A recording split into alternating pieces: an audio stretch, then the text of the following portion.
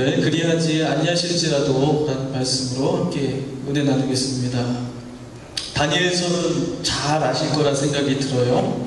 다니엘과 다니엘 그 세 친구의 용맹한 믿음을 보여준 이야기로 성경은 가득 차 있습니다. 이 이야기는 이스라엘이 바벨론에 의해서 멸망당하고 또 바벨론의 느부갓네살 왕의 궁전에서 그들이 시종 노릇을 하게 된 그 사건에서부터 시작이 됩니다. 성경은 그들에 대해서 어떻게 기록하냐면요, 다니엘과 그 세 친구들은 그 누구보다 지혜롭고 아주 총명한 자들이었다고 그렇게 말하고 있습니다. 그런 하나의 특이할 만한 사건이 있었죠. 느부갓네살 왕이 아주 이상한 꿈을 하나 꿨는데 이 꿈을 해몽할 사람이 아무도 없었던 거예요. 그런데 하나님은 다니엘에게 지혜를 주셔서 꿈을 해석할 수 있게 하십니다. 그 일로 인해서 다니엘과 이 세 친구들은 지방의 고위 관리가 되고, 다니엘은 바벨론의 그 모든 지방을 다스리는 높은 관직까지 얻기까지 합니다. 여기까지 얘기 들어보시면은 누가 생각나세요? 창세기에 요셉이 생각나지 않으세요? 그냥 요셉의 이야기와 거의 흡사합니다. 이스라엘 백성들은 지금 어떤 상황에 있습니까? 포로로 잡혀와서 고통받는 가운데 있습니다. 그런데 이 지혜와 총명함을 가진 이들만큼은 남들이 다 고생하고 있을 때에 극진한 대접을 받을 뿐더러 이 난세에 출세까지 하는 그러한 정말 큰 복을 받게 되었습니다. 그러면 다니엘서는 우리에게 무엇을 말씀해 주는 것일까? 그들이 고난 가운데서도 하나님에 대한 그 믿음을 저버리지 않고 끝까지 지켰더니 하나님이 복을 주셔서 이방 땅에서도 성공한 사람이 되게 하셨다라는 사실을 우리에게 말씀해 주시는 것일까? 많은 사람들이 다니엘서에 관심을 가지고 호응하는 이유가 대부분 이런 것이었습니다. 말하자면 이런 거죠. 열심히 믿었더니 어떻게 해주셨더라 라는 그런 식이죠. 소위 유명한 간증자라는 분들, 대체로 간증하는 내용들도 이런 틀을 벗어나지 못합니다. 1,000번제를 드렸더니 하나님께서 병을 낫게 해주셨다. 11조를 열심히 주님 앞에 빠뜨리지 않고 온전히 드렸더니 하나님이 최고의 부자가 되게 주셨다. 뭐 제가 하는 말이 아니라 일반적인 강단에서 선포되는 이야기들의 흐름, 줄거리들이 대체로 이런 것들입니다. 뭐 카네기라는 사람 들어보셨을 거예요. 예, 철강 회사를 통해서 큰 부자가 되었던 사람. 또 록펠러 이야기, 강단에서 빠지지 않고 이야기되는 그런 대표적인 사람입니다. 11조를 온전히 어렸을 때부터 드렸더니 그 11조에 비길 수 없는 엄청난 부를 그에게 주셨다. 뭐 이런 이야기쯤으로 우리에게 많이 전해졌던 그런 사람들입니다. 성경이 말하는 것을 대체로 이렇게 이해할 때에 우리는 오히려 신앙적인 위험에 처하게 되죠. 그렇다면은 하나님께서 그렇게 해주시지 않았더라면, 하나님께서 병을 낫게 해주시지 않았고 주님 앞에 1,000번제를 드리고 11조를 온전히 드렸는데도 불구하고 우리에게 무언가를 주시지 않았다면, 변하는 건 나의 삶에 하나도 없었더라면 우리의 신앙은 거짓이라는 얘기일까요? 우리의 신앙은 그럼 잘못된 것이라는 사실을 보여주는 것일까? 바로 뭐뭐 했더니 뭐뭐 해주셨더라 라는 이러한 식의 믿음을 우리는 가져야 된다는 그런 위험한 생각 안에 늘 노출되어 있습니다. 오늘 말씀도 바로 그런 말씀으로 익혀질 법한 그런 이야기들이죠. 다니엘의 세 친구들이 느부갓네살 왕이 만든 그 신상 앞에 절하라는 명령에 불복합니다. 결국 몸이 결박된 채로 용광로 풀무불에 던져지죠. 그런데 어떤 일이 벌어집니까? 우리가 읽지 않은 뒷이야기입니다. 던져진 사람은 분명히 세 명인데 그 불길 속을 바라보니까 이상하게 4사람이 있었더라는 겁니다. 25절에 나오는 얘기인데요. 더군다나 그 사람들은 결박되지 않은 채로 자유롭게 불 속을 오가는 모습을 본 것입니다. 그런데 그 모습이 하나도 상하지 않고 털도 하나 타지 않고 거슬리지 않고 온전한 모습으로 그들이 다시 밖으로 걸어 나왔다라는 이야기입니다. 결국 이 기적 앞에서 왕은 불복합니다. 그리고 30절에 나와 있는 이야기인데요. 왕은 세 친구를 바로 이 바벨론 지역 지방에서 아주 더 높은 자리로 그들을 올리게 되었습니다. 우리는 이 이야기를 보면서도 역시 같은 유혹에 빠집니다. 뭐뭐 했더니 뭐뭐 해주셨더라 라는 그러한 틀 안에서 이 말씀을 볼 여지가 분명히 있는 것이죠. 그러면 이 말씀은 과연 믿음의 절개를 굳게 지키면 하나님은 우리에게 반드시 그에 합당한 결과를 보상해 주신다는 그걸 말씀해 주시는 것일까? 죽기까지 우리가 순종하고 하나님을 배반하지 않으면 마지막에 마침내 하나님께서 우리를 구원해 주신다는 그 사실을 믿으라는 말일까? 그래서 저는 그렇게 보기에는 성경에는 그렇지 않은 사례들이 더 수두룩합니다. 일일이 다 열거하기는 어렵지만 대표적인 사람들 이야기를 우리가 알 수 있죠. 하나님 복을 받았던, 약속받았던 아브라함. 그래 정말 복받은 삶을 살았습니까? 죽을 때까지 정착할 땅도 없이 정처 없이 돌아다녀야 되는 신세로 인생을 마감하죠. 모세는 하나님의 뜻을 받들어서 이스라엘을 이끌어낸 위대한 지도자로 칭송받지만 끝내 그는 약속의 땅을 밟지 못했습니다. 다윗의 영광이 아무리 화려하다고 그렇게 부러워한들 그는 자기 아들의 칼에 죽을 뻔한 그 폐륜의 참극을 겪었던 사람이죠. 스데반은 어떻습니까? 그 믿음을 열심히 정말 충절 다해 지켰더니 결국 돌아온 것은 돌에 맞아 죽는 그런 결과였습니다. 욥은 어떻습니까? 정말 하나님의 신실한 사람이었다고 성경은 그렇게 말하지만 하나님은 그에게 세상에서 누구도 겪어보지 못할 비극을 그에게 주셨습니다.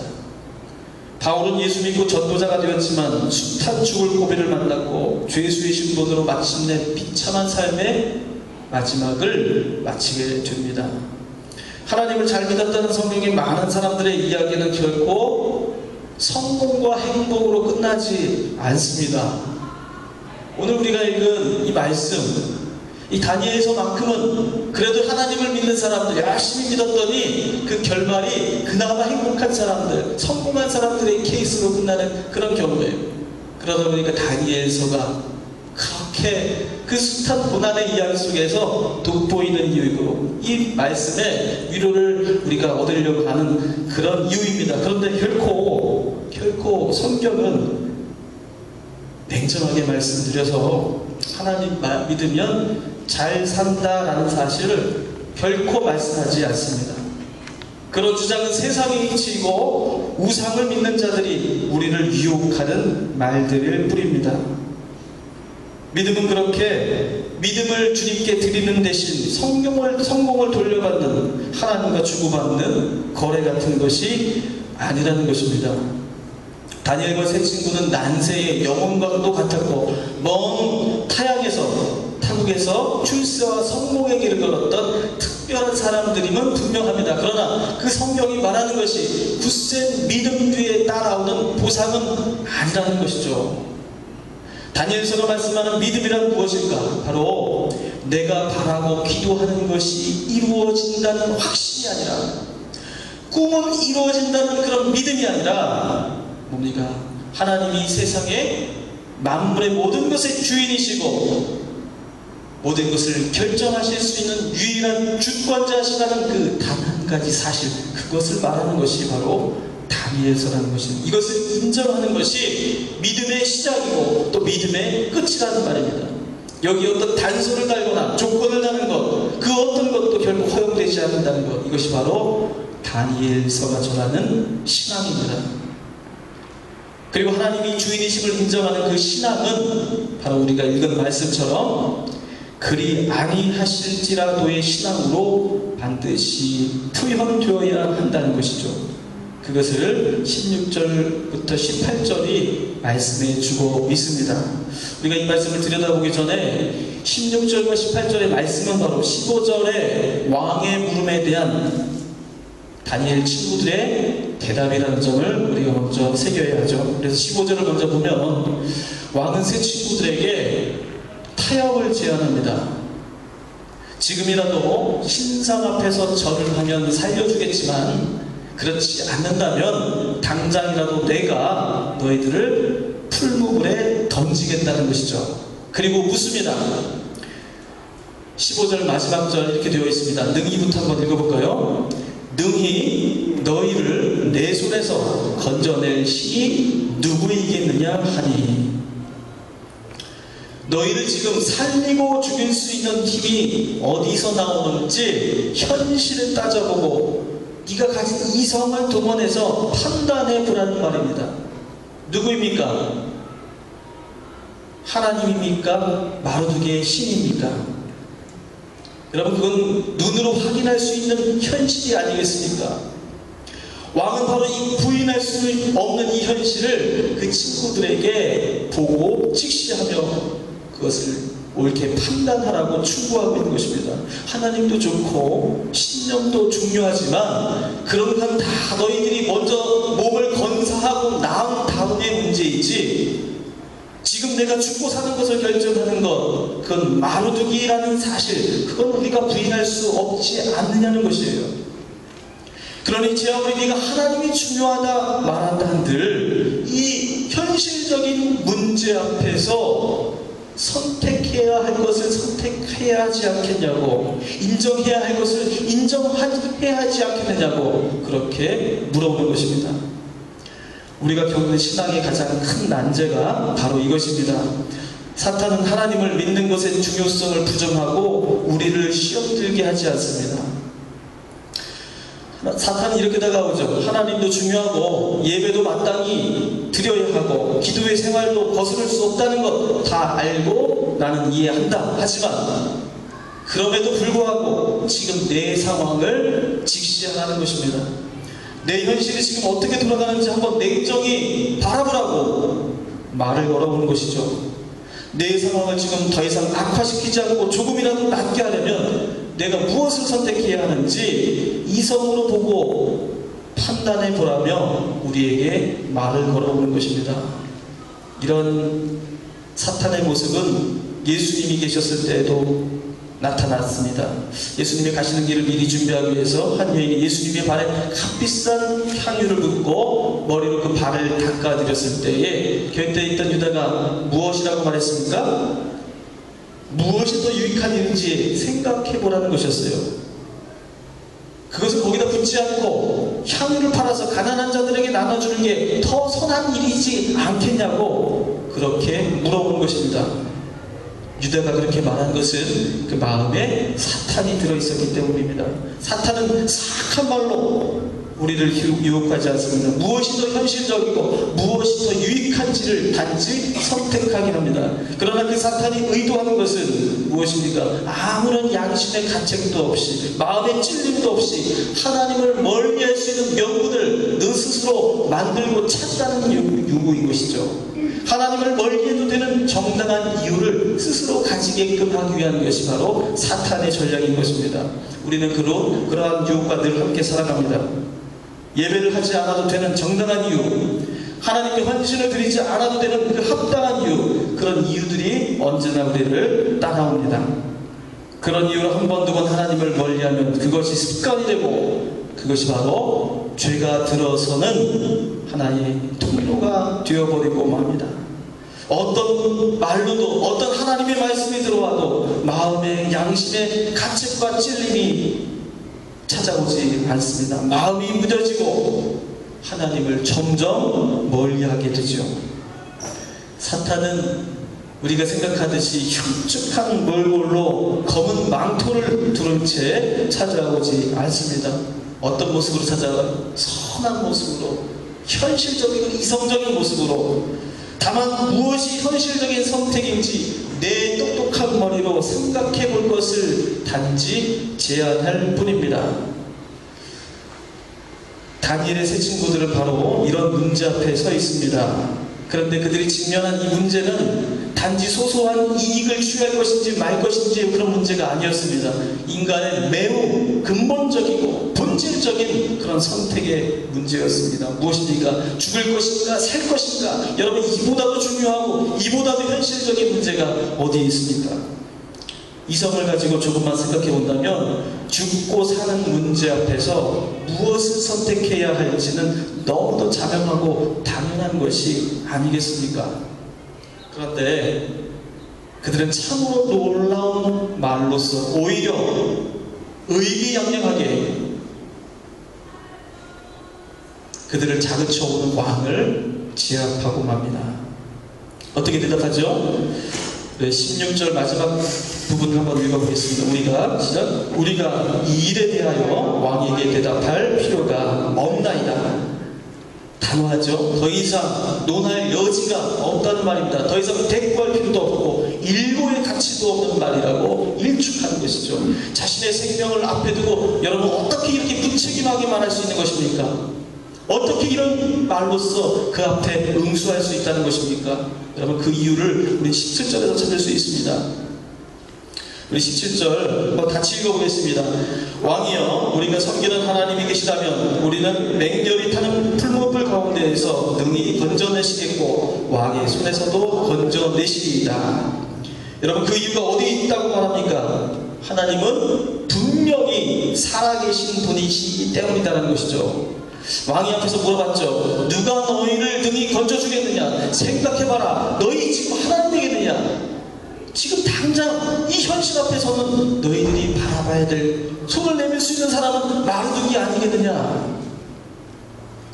여러분, 이 말은요 거짓이 아닙니다. 그가 조금만 타협하더라도 그들은 생명을 충분히 쉽게 빠르고 신속하게 그 자리에서 구할 수 있습니다. 길이 분명히 주어져 있습니다. 누구나 뻔히 보이는 이 거부할 수 없는 현실 앞에서 무엇을 더 고민하느냐고 재촉하는 왕에게 그들은 대답하죠. 진정한 신은 마르둑이 아니라 바로 하나님이시다. 이렇게 그들은 선언합니다. 여러분, 근데 이 말을 우리가 이렇게 들을 수가 있어요. 하나님께서 이렇게 열심히 정말 충성으로 절개를 지키는 이 믿음을 드릴 때에 하나님께서 마침내 그들을 구원해 주실 것이다. 이런 진짜 분명한 확신을 가지고 분명한 믿음을 가지고 한 얘기인 것으로 우리는 볼 수 있습니다. 물론 하나님께서 나중에 그렇게 하셨습니다. 그런데 이 말은요, 그들은 지금 자신들이 왕에게 굴복하지 않고 절개를 지켰기 때문에 하나님께서 풀무불에서 건져주시리라는 그 기대와 확신을 드러내는 말은 결코 아니라는 것이에요. 나중에 그렇게 하시는 건 맞지만 이 세 친구들이 한 이 대답은요, 그보다 다른 데 있습니다. 그 말은 바로 너희 우상은 우상일 뿐이고 거짓이고 허상이라는 선포인 것입니다. 생명의 주인은 오직 하나님이시라는 분명한 그 확신으로 맞서는 대결하는 그러한 언동이었던 것입니다. 이 사실은 변함이 없는 진리이기 때문에 그들은 이 사실을 위해 죽으면 죽으리라 라고 맞섰던 것입니다. 내가 말한 그 현실이라는 것, 거부할 수 없는, 그리고 정당한 이유가 있는 그 현실을 내가 외면한 대가로 우리가 죽게 되더라도 하나님만이 참 신이시라는 그 진리에는 변함이 없다는 그러한 선언이었습니다. 그들은 이 말로써 왕을 도리어 위협합니다. 우리가 죽어도 내 신은 신이 될 수 없고 그저 우상일 뿐이라는 것이죠.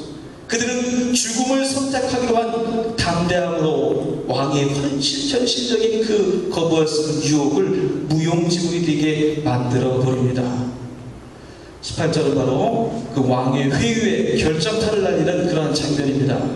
같이 한번 읽어보겠습니다. 그렇게 하지 아니하실지라도 왕이여, 우리가 왕의 신들을 섬기지도 아니하고 왕이 세우신 금신상에게 절하지도 아니할 줄을 아옵소서. 여러분, 그리 아니하실지라도 이 말 한마디에 다니엘서의 핵심이 다 담겨져 있습니다.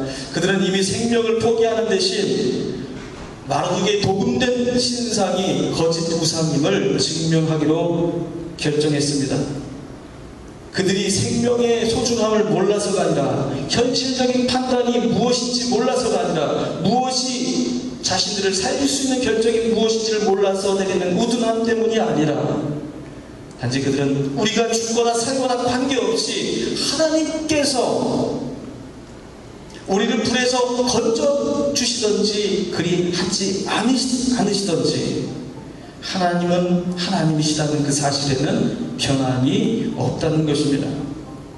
하나님이 어떠한 선택을 하시든 나의 선택과 나의 계획과 비교할 수 없을 만큼 하나님은 크신 분이기 때문입니다. 오히려 그렇게 하시지 않을 수 있는 하나님이야말로 진짜 하나님이라고 말하는 것입니다. 현실의 작은 이익을 두고 우리에게 타협을 요구해오죠. 그것은 우상들이 벌이는 짓이지만 하나님은 인간 현실의 유불리를 떠나서 생명의 얻고 이름을 떠나서 모든 것 위에 초월하여 자유롭게 결정하실 수 있는 그런 분이시라는 사실을 그들은 그들의 입술로 선언하는 것이죠. 그러므로 그들이 죽게 되더라도 그것 또한 하나님이 살아계신 분이심을 증명하는 또 다른 증거가 된다는 말입니다. 다니엘서의 믿음이란 바로 이것을 말합니다. 그리 하지 않으실지라도 하나님은 살아계신다. 아니 그리 하시지 않을 수 있기에 하나님이 되신다. 내가 원하는 대로, 내가 바라는 대로 이성과 현실적인 이치에 따라 움직이는 것은 우상일 뿐이다. 새 친구들 바로 이 위대한 신앙을 우상의 면전에서 바로 선언한 것입니다. 여러분, 우리의 믿음은 어떻습니까? 혹시 우리는 이렇게 말하지 않습니까? 그리 하지 않으신다면 저는 하나님이 살아계시다는 것을 알 수 없습니다. 그렇게 해주시지 않으시면 주님 이번에는 좀 곤란합니다. 여러분, 우리 이렇게 기도하고 있는 것은 아닙니까? 하나님을 나의 필요의 도구로 내 생활을 유익하게 해주는 방편으로 삼고 있는 것은 아닙니까? 여러분, 하나님은 그리하지 않으실 수 있는 분이십니다. 그래서 하나님이십니다. 이 세 친구들이 가진 지식과 총명함은 바로 하나님을 바로하는 지식과 총명함에서 나온 것입니다. 세상 지식이 아무리 많아도 하나님을 아는 지식이 없으면 바로 현실 앞에서 무너지죠. 하나님이 어떤 분이신지 모르면 우리는 작은 이익 앞에서 주님을 멀리하게 됩니다. 초창기에 이 미국 땅에 오셔서 삶의 터전을 처음부터 새로 세워나가야 했던 그런 어려운 시절의 이야기를 성도님들로부터 듣곤 합니다. 그때 성도님들이 어떠한 믿음으로 살아오셨는지를 들을 때마다 참으로 큰 은혜를 받습니다. 주무실 시간도 없이 밤늦게까지 일하고 들어와서 다시 새벽같이 일어나 일터로 나갈 때 그때도 항상 새벽기도 거르지 않고 먼저 하나님께 무릎 꿇는 그런 거룩한 습관을 거르지 않았습니다. 사람 몸이 먼저 살아야지, 생활이 먼저 안정되어야지 하나님도 믿는 게 아니냐고 말할 수 있었을 것입니다. 정당한 이유이고 누구나 이해할 수 있는 그러한 이유들입니다. 어린 자식들 건사하고 해야 할 일이 산더미인데 기도는 좀 미뤄둬도 되지 않겠느냐고 타협할 수 있는 충분한 이유가 있었습니다. 그럴 때에 우리 성도님들 오히려 더 거르지 않고 미루지 않고 기도의 자리를 억세게 지켜오셨던 그런 역사들을 기억하고 있습니다. 저는 이런 믿음의 유산이 이 땅 위에서 오래전부터 그렇게 뿌리 내려오는 것을 감사하게 생각하고 있습니다. 그리고 그 믿음의 유산으로 우리가 지금 서 있다고도 생각합니다. 그리고 그 믿음의 유산이 저는 다시 회복되어야 한다고 믿습니다. 믿음보다 현실을 선택하는 것이 오늘의 세대입니다. 하나님을 아는 것보다 세상의 지식을 유익한 것으로 믿는 세대가 오늘입니다. 현실을 받아들이기를 요구하는 그 사탄의 세력은 우리의 삶 깊은 곳으로 들어와 타협을 요구합니다. 우리 자녀들은 바로 그런 위험 앞에 놓여 있습니다. 세상의 흐름을 거스르지 마라. 세상이 요구하는 대로 내 몫을 챙겨라. 여러분, 이런 현실적인 요구 앞에, 그리고 너무나도 당연하고 하지 않는 것이 바보가 되어버리는 이런 세상 앞에서 우리 자녀들은 살아가고 있습니다. 여러분, 그럴 때 이 다니엘서가 전해주시는 하나님의 그 말씀을 우리가 다시 한번 우리 또 자녀들과 함께 묵상하기를 원합니다. 적당히 믿어도 괜찮지 않느냐는, 한 발 빼도 괜찮지 않느냐고 넌지시 우리에게 물어보는 그 사탄의 물음 앞에 우리는 단호하게 대답할 줄 알아야 합니다. 하나님은 나에게 그렇게 하지 않으실지라도 하나님만이 참 신이시라는 이 진리 하나는 결코 변함이 없다는 사실을 우리가 고백할 수 있어야 하겠습니다. 이번 VBS 주제를 우리 주보에 실어드렸는데요. 예수님께서 우리를 구원하신다는 것이 이번 VBS의 핵심 주제입니다. 우리가 걱정할 때, 또 힘들 때, 우리가 잘못할 때도 언제든지 하나님은, 예수님은 우리의 구원자가 되어주신다는 사실, 이것은 무엇입니까? 다니엘의 믿음 아니겠습니까? 세상의 그 어떤 것도 예수님의 그 능력이 힘이 될 수 있고 길이 될 수 있다고 말하지 않습니다. 내 눈앞에 있는 내 이성을 믿고 내 능력을 믿고 지금 당장 급한 것을 해야 하지 않겠느냐고 우리에게 물어볼 때에, 여러분, 우리 아이들과 우리 뉴그리스 교회의 신앙은 바로 이것이 되어야 합니다. 우리는 더 이상 말하지 않겠습니다.